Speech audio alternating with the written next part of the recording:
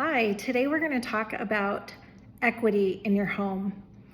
So equity is the difference from what the value of your home is and what you currently owe. We're going to go over an example of that in just a minute, but first I want to talk about some key principles of what equity is. If you purchase your home and put a large down payment, usually a lender wants anywhere between 3% to 20% down. That means that you are putting equity into the home because you are lowering the amount that you owe.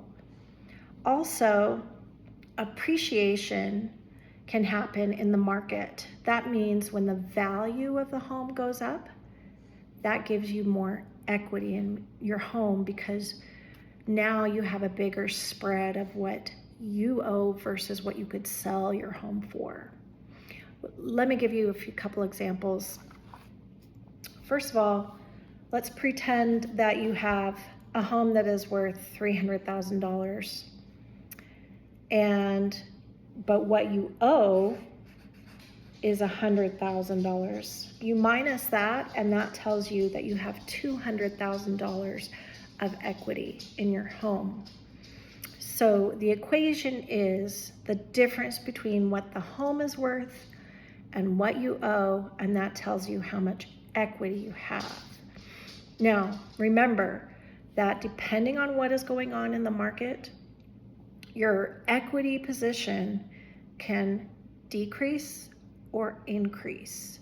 Currently, right now, it's kind of holding for people in 2024. From about 2017 to 2021, we saw huge equity increases, and people were doing lots of different things with their equity. That means they were taking out this amount right here and doing different things, which we're going to talk about in a different video. But in 2008, a lot of people got what's called underwater because they owed this much, but their house value went down. So let's say this became 100K. So then they had zero amount of equity in their home. That caused a lot of problems, as we all know. People had foreclosures, bankruptcies, lost their homes, and it was horrible for many Americans.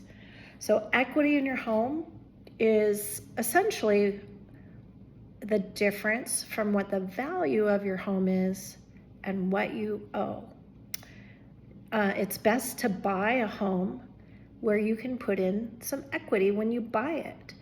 And we already talked about putting down more money so that you have that equity, but there's also ways to buy a home that has a certain value. Let's say it has this $300,000 value, but you're gonna buy it for less.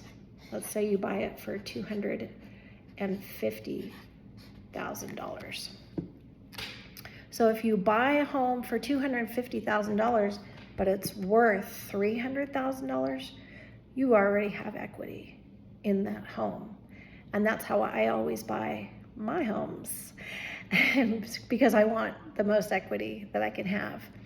So let me know if you have questions about equity. We are going to talk more about what you can do with equity and also what equity really means as far as leverage, and that's what we're going to do with it. Now remember that equity in your home is stagnant.